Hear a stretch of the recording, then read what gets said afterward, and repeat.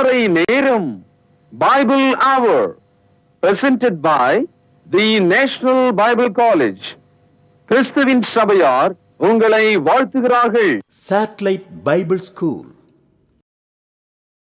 வணக்கம். தேசிய வேதாகம கல்லூரி மாணவ கண்மணிகளே, தோழர்களே, அருமை பெற்றோரே, உலகளாவிய என் தமிழ் சொந்தங்களே, மீண்டுமாக இந்த சேட்டலைட் வகுப்புக்கு உங்களை வரவேற்கிறதுல மகிழ்ச்சி அடைகிறேன்.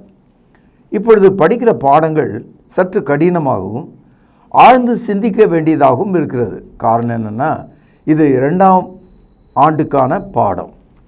நீங்கள் முதல் ஆண்டில் படித்த பாடங்கள் சுலபமாக இருந்தது. இப்பொழுது ஆழமான கருத்துக்களை நாம் கவனிக்கிறோம். எதையுமே நாம் கண்ணால் பார்க்கிறோம், காதால் கேட்கிறோம், மனதால் புரிந்து கொள்கிறோம். ஒருவர் உங்களிடத்தில் ரூபாய் கொடுத்ததாக வைத்துக்கொள்வோம். நம்முடைய கண்கள் அந்த ரூபாய் என்னுடைய விலை எவ்வளவு என்று பார்ப்போம். அது 1, 5, 10, 20, 100, 500 அப்படின்னு நம்மளால் புரிஞ்சிக்க முடியுது. அப்போது அது மாத்திரம் இல்லை, அந்த நோட்டு என்ன வண்ணத்தில் அச்சிடப்பட்டது என்பதையும் படிக்க முடியுதையும் நாம் தெரிஞ்சுக்க முடியுது.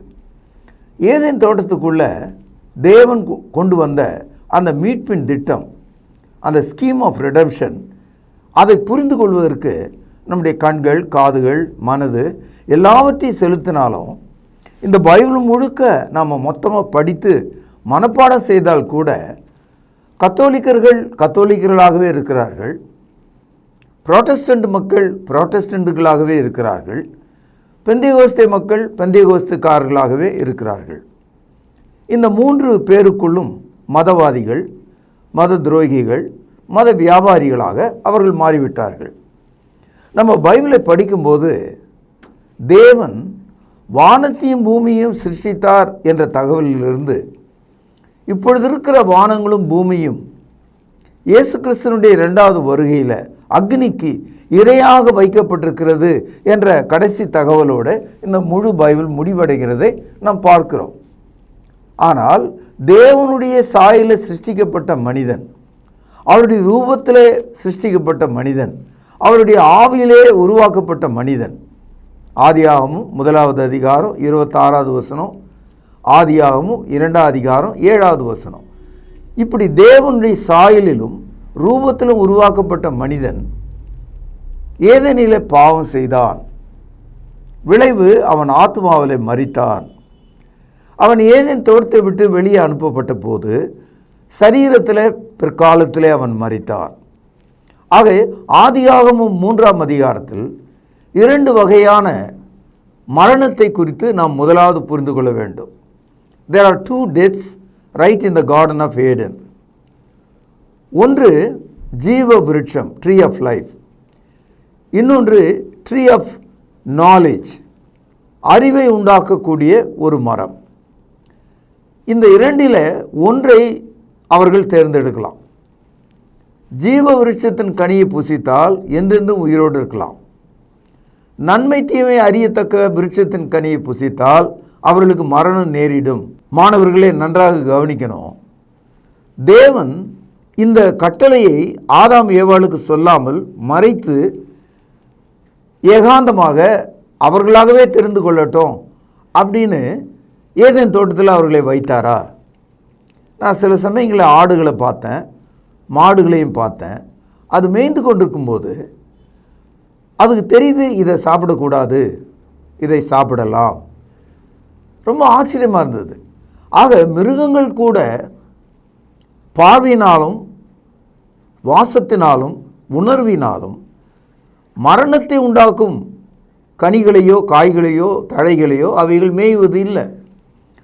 அப்போ மனிதனை விட 5 அறிவு உள்ள மிருகங்கள் எப்படி நன்மை தீமையை புரிந்து கொள்கிறது?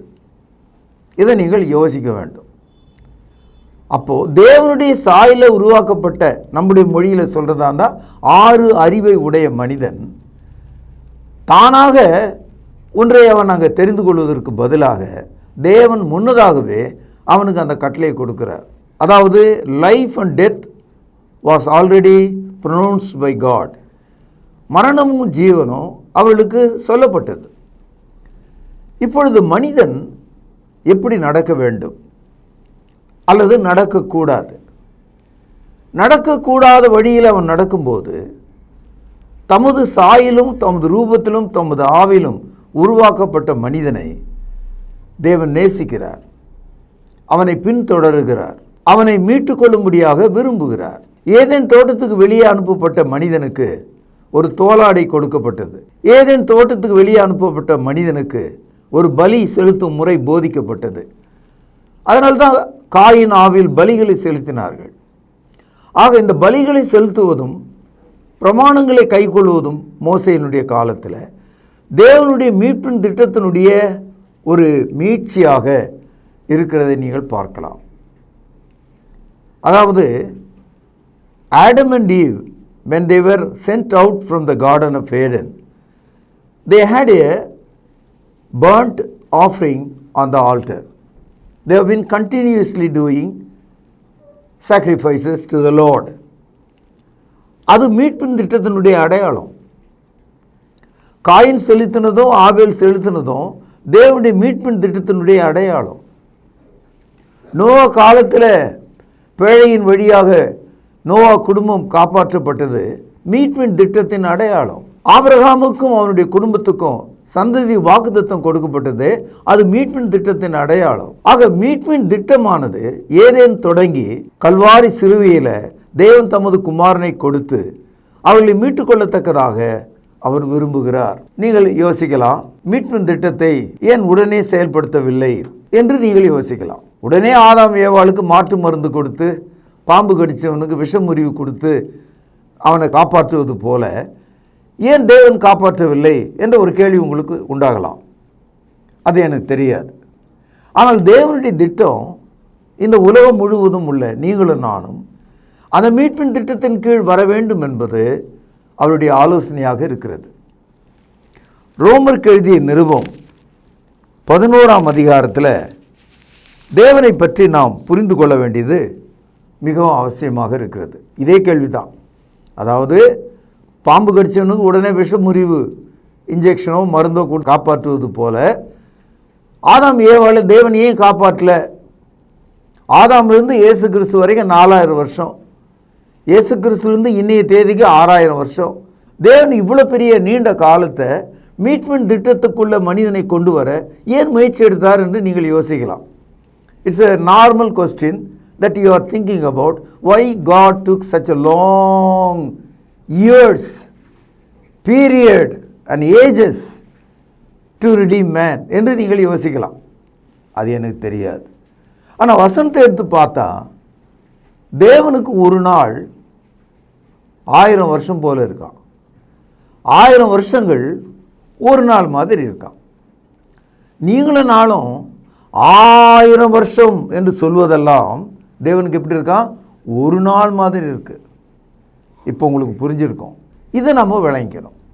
இப்பொழுது ரோமர் 11ஆவது அதிகாரம் 34வது வசனம், கர்த்தருடைய சிந்தையை அறிந்தவன் யார்? உங்கள் மத்தியில் நிறைய அறிவாளிகள் இருப்பீங்க. நீங்கள் போகிற சபையில் பெரிய அறிவாளிகள் இருப்பாங்க. அவங்கெல்லாம் இந்த மாதிரியான கேள்விகள்லாம் கேட்பாங்க. ஏன் கடவுள் உடனே மீட்பின் திட்டத்தை ஆதாம் ஏவாளுக்குள் செயல்படுத்தவில்லை? இது அறிவுபூர்வமான கேள்வி. அடுத்து ரொம்ப கொச்சையான ஒரு கேள்வி இருக்குது. காயினுக்கு எங்கிருந்து மனைவி வந்தாள்? இந்த மாதிரி மட்டரகமான கேள்விகள்லாம் நீங்கள் பைபிளை தாழ்மையோடு படித்தா தான் புரிந்து கொள்ள முடியும். இங்கே ஒரு கேள்வி கேட்குறார், who has understood the mind of God? கர்த்தருடைய சிந்தையை அறிந்தவன் யார்? இந்த கேள்விக்கு முன்னால் ஏதேன் தோட்டத்தில் நீங்களும் நானும் நின்று, தகப்பனே உமது மீட்பின் திட்டம் என்ன? என்னை காப்பாற்ற வழி இல்லையா? நான் மரணத்துக்கு உட்பட்டு விட்டேன், கீழ்ப்படியாமற் போய்விட்டேன், சாத்தான் சொல்லை நம்பிவிட்டேன், என்னை காப்பாற்றுங்கள், என்னை ரட்சியுங்கள், என்னை மீட்டுக்கொள்ளுங்கள், மீண்டும் என்னை ஏதேன் தோட்டத்துக்குள்ளே கொண்டு வாருங்கள் என்று ஆதாம் சொல்லாமல் இருந்திருப்பானா? எண்ணாமல் இருந்திருப்பானா? அவன் எண்ணி இருக்கலாம். அவன் எண்ணுவான்னு தெரிஞ்சு தான் ஏதேன் தோட்டத்துக்கு போகிற வாசலை தேவன் அழைத்தார் என்று படிக்கிறோம். பிரியமான சகோதரர்களே, மனிதனை உண்டாக்கினவர் ஜீவ விருட்சத்தை உண்டாக்கினவர், தோட்டத்தை உண்டாக்கி அதற்கு வெளியே அனுப்பினவர், தோட்டத்தின் வாசலை மூடுகிறார் என்று சொன்னால் தேவன் ஒரு திட்டமுடையவராக இருக்கிறார் என்பது நமக்கு விளங்குகிறது. God has a plan when he shut down the entrance to the gate of Garden of Eden. He has a plan to open the gate. கதவை மூடினவர் ஏதேன் தோட்டத்தில் கதவை திறப்பதற்கு அவர் ஒரு தீர்மானம் உடையவராக இருக்கிறார். அதுதான் அந்த மீட்பின் திட்டம். இப்போ இந்த கேள்வி பாருங்க, கர்த்தருடைய சிந்தையை அறிந்தவன் யார்? ஒன்று, நீங்கள் நானுமா? இந்த உலகத்தில் யாராவது தேவனுடைய சிந்தையை அறிந்து கொள்ள முடியுமா? முடியாது. அடுத்தது கவனிங்க, அவருக்கு ஆலோசனைக்காரனாக இருந்தவன் யார்? Is there any counsellor to God? இன்னைக்கு உலகத்தில் போப்போ, ஆர்ச் பிஷப்போ அல்லது எந்த ஒரு கள்ள தீர்க்கதரிசியோ கர்த்தருக்கு ஆலோசனைக்காரனாக இருக்க முடியுமா? முடியாது. அடுத்தது கவனிங்க, 35வது வசனம், ரோமர் 11. தனக்கு பதில் கிடைக்கும்படி முந்தி அவருக்கு ஒன்றை கொடுத்தவன் யார்? அதாவது கடவுளிடத்தில் பதில் வாங்குவதற்காக எதையாவது நீங்கள் கடவுளுக்கு கொடுக்க முடியுமா? ஒரு பரிசு கொடுக்க முடியுமா? தங்க வெள்ளியை கொடுக்க முடியுமா? எதை கொடுத்தால் கடவுள் உங்களுக்கு பதில் கொடுப்பார். அது அவருடைய தீர்மானம். அதனால் சொல்கிறாரு 36வது வசனம், சகலமும் அவராலும் அவர் மூலமாயும் அவருக்காகவும் இருக்கிறது, அவருக்கே என்றென்றைக்கும் மகிமை உண்டாயிருப்பதாக, ஆமேன்.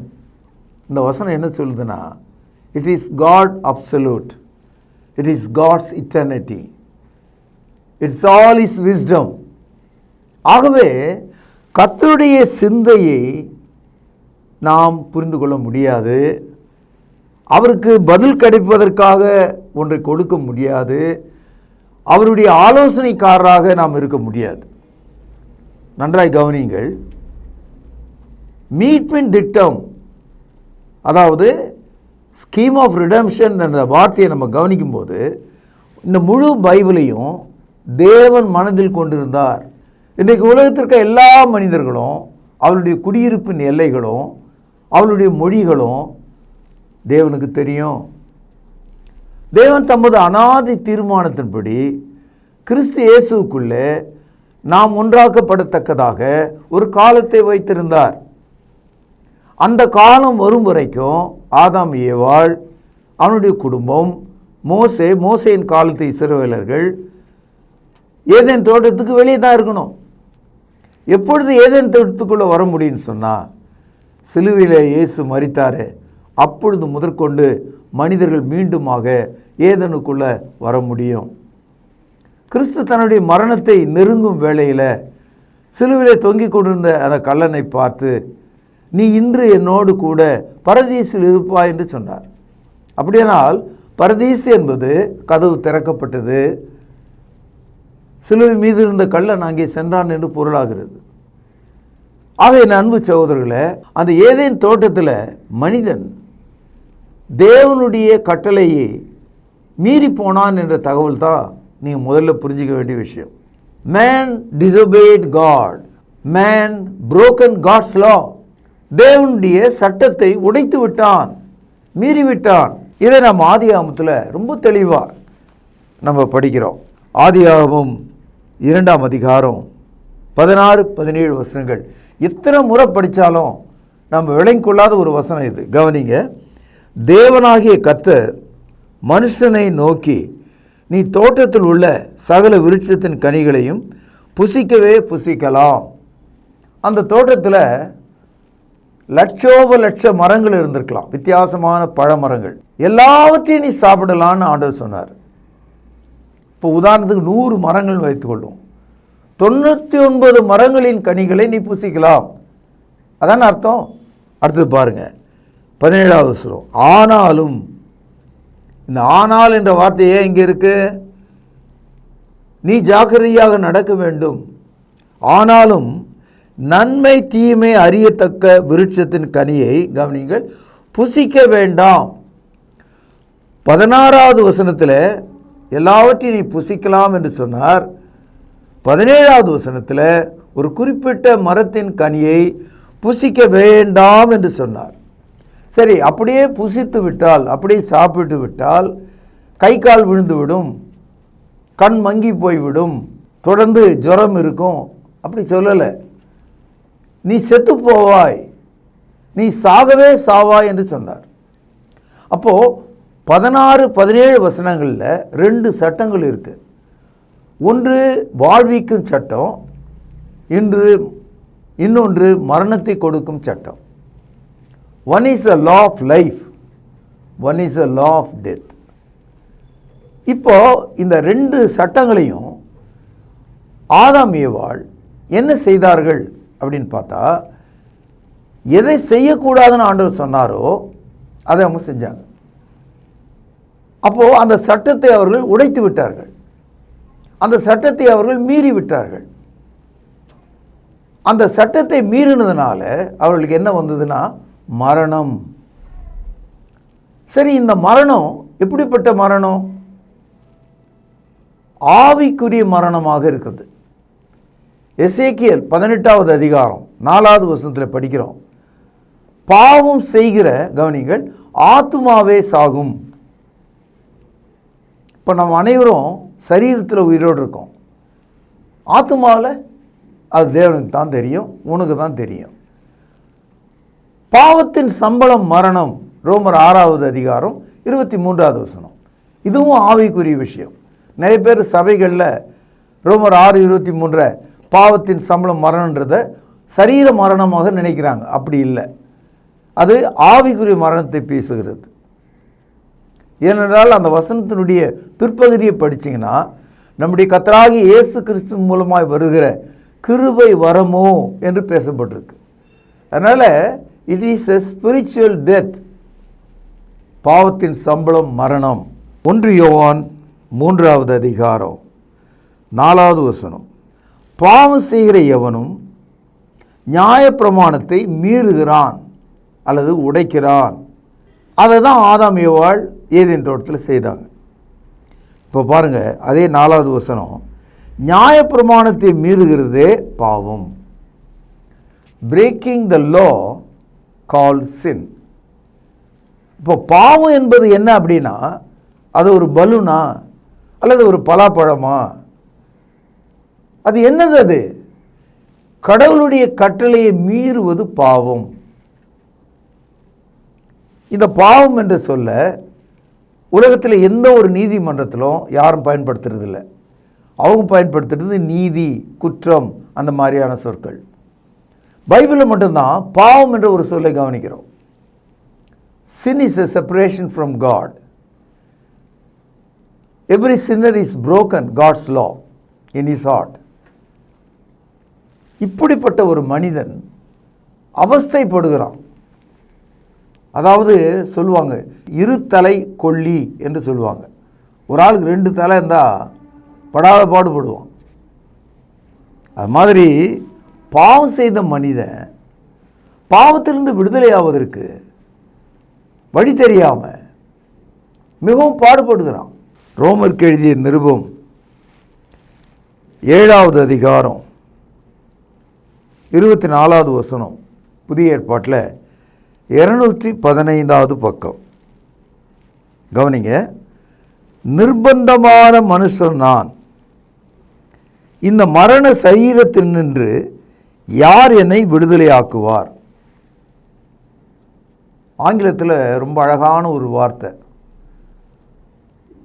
99 பேர் ஒரு ஆள் அப்படியே பிடிச்சி நெருக்கி கட்டி கையை காலை எல்லாம் திருகி கழுத்தை திருகி ஒரு ஆள் 99 பேர்கிட்ட என்ன செய்ய முடியும்? ஒன்றும் செய்ய முடியாது, நசுக்கி போட்டுருவானு. அது பேர் தான் நிர்பந்தம். இந்த நிர்பந்தன்ற வார்த்தையை ஆங்கிலத்தில் ரிச்சர்ட் மேன் அப்படின்னு வந்திருக்கு. அப்படின்னா என்ன அர்த்தம்னா, ஒரு பெரிய மல்யுத்த வீரன் கிட்ட ஒரு சாதாரணமான ஆள் மாட்டிக்கிட்டான். அவன் துவைச்சி எடுத்துட்டான். அவனால் ஒன்றுமே செய்ய முடியல. அவன் விரலாலேயே குத்தி சாவடிச்சிடும் அவனை. நிர்பந்தமான மனிதன். ஒரு ஆள் புலி துரத்துதுன்னு சொல்லி பயந்து ஒரு மரத்து மேலே ஏறினான். புலி கோபமாக வந்து மரத்தடியில் நின்று கொஞ்சம் ஏறதுக்கு அது முயற்சி எடுத்தது. ஆக அந்த மனிதன் இன்னும் கொஞ்சம் மேலே ஏறினான். மேலே வந்துடும் போல் இருக்கு அப்படின்னு நினச்சி கிளைகளுக்கு போனான். வேற ஒரு சத்தம் ஒன்று கேட்டது. அது ஒரு உஸ்ன்ற மாதிரி ஒரு சத்தம். மேலே பார்த்தா ஒரு 6-7 அடி நீளம் உள்ள ஒரு கருநாகம் கீழே இறங்கி வருது. அந்த மனிதன் மேலேயும் ஏற முடியாது, கீழே இறங்க முடியாது. அந்த மனிதனை என்னன்னு சொல்கிறது? நம்ம நிர்பந்தமான மனிதன். ஆகவே ஆதாம் ஏவாள் பாவத்தினால நிர்பந்தமான மனிதர்களாக இருக்கிறாங்க. நீங்களும் நான் கூட அப்படிதான். பாருங்க, நம்முடைய ஆத்மா நீதியை போதிக்கிறது, நம்முடைய சரீரம் அநீதியை போதிக்கிறது. இந்த சரீரத்தில் நாம் நினைக்கிறது ஒன்று, செய்கிறது ஒன்றா இருக்குது. ரோமர் 7வது அதிகாரம் 15வது வசனம். எப்படி எனில், நான் விரும்புகிறது எனக்கு சம்மதி இல்லை, நான் விரும்புவதை செய்யாமல் நான் வெறுக்கிறதையே செய்கிறேன். இப்படி நான் விரும்பாததை செய்கிறவனாய் இருக்க நியாயப்பிரமாணம் நல்லது என்று ஒத்துக்கொள்கிறேன். ஆதலால் நான் அல்ல, எனக்குள் வாசமாக இருக்கிற பாவமே அப்படி செய்கிறது. ஒவ்வொரு மனிதனும் நல்லவனாக இருக்கணும், நீதியாக நடக்கணும், தேவனுடைய வழியில் நடக்கணும். ஆதாம் என்ன நினச்சிருப்பார்? ஜீவ விருட்சத்தின் கனியை உண்ணணும், எல்லா கனியும் உண்ணலாம், ஆனால் நன்மை தீமை அறியத்தக்க விருட்சத்தின் கனியை சாப்பிடக்கூடாது என்ற கவனத்தோடு அவன் இருந்திருக்கலாம். ஆனால் அவனுக்கு அதை முடியலன்றார். அந்த சரீரத்தால் அவனால் அதை செய்ய முடியலன்றார். ஒவ்வொரு மனிதனும் நீதியை விரும்புகிறான், பாவத்தை செய்கிறான். பரிசுத்தத்தை விரும்புகிறான், அசுத்தத்தில் வாழ்கிறான். இந்த ஒரு போராட்டம் நம்முடைய மனசாட்சியில் இருக்கிறது. ஆகவே நான் ஒரு நிர்பந்தமான மனிதன். யார் என்னை இந்த மரண சரீரத்திலிருந்து விடுதலை செய்வான் என்று கேட்கிறான். இன்றைக்கி இந்த உலகத்திற்கு எல்லா மனுஷர்களும் தெரிந்தும் தெரியாமலும் நீங்கள் அவங்கக்கிட்ட போய் நீங்கள் நரகம் போக விரும்புகிறீங்களா, மோட்சம் போக விரும்புகிறீங்கன்னான்னு எந்த மதத்தில் எந்த மொழி பேசுகிறவங்ககிட்ட போய் கேட்டாலும் உங்களுக்கு என்ன பதில் கிடைக்கும்? நான் மோட்சம் செல்ல விரும்புகிறேன். சரி, ஆனால் இப்போ போயிட்டுருக்கிற வழி நரகத்தை நோக்கி. அதானே நம்முடைய முடிவு. நம்முடைய விருப்பம் ஒன்று, நம்முடைய செயல் இன்னொன்று. ஆகவே யார் என்னை இந்த மரண சரீரத்தினின்று விடுதலையாக்குவான்? எல்லாரும் இந்த கேள்வியோடு தான் நாம் இருக்கிறோம். இதுக்காக நம்ம என்ன செய்யணும்? சூரியன் சந்திரனை வணங்கணும், மலைகள் மேலே ஏறணும், தியாகங்களை செய்தோம், விக்கிரகங்களை வழிபட்டோம், பூசை புனஸ்காரங்களை செய்கிறோம். இதெல்லாம் மதத்தில் இருக்கிற கடமைகளாக மாறிச்சு. Nothing can save you, nothing can redeem you unless the Savior, the seed of the woman, come and lift you up. ஸ்திரீயின் வித்தாக வருகிற இரட்சகர் வரும் வரைக்கும் மனிதர்களால் மீட்பு பெற முடியாது. அதற்கு வழி இல்லை. நான் நல்லவனாக இருந்தாலும் கெட்டவனாகவே வாழ்கிறேன். நல்லதை நான் நினைத்தாலும் நான் கெட்டதையே செய்கிறேன், எண்ணுகிறேன். யார் என்னை இந்த மரண சரீரத்திலிருந்து விடுதலையாக்குவான்? எனக்குள்ள 2 சட்டங்களை பார்க்கிறேன். அந்த 2 சட்டங்களும் ஏதேன் தோட்டத்தில் தேவன் அவர்களுக்கு காண்பித்தார்.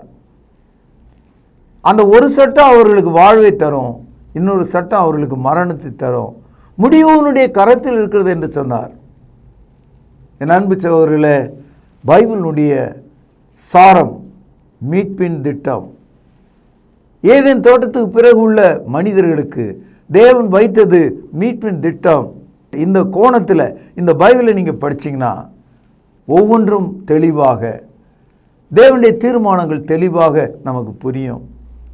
கடைசியாக ஞாபகத்தில் வைத்துக்கொள்ளுங்கள், நீங்கள் அறிவாளிகளாகவும் தேவனை முட்டாளாகவும் மாற்றாதீர்கள்.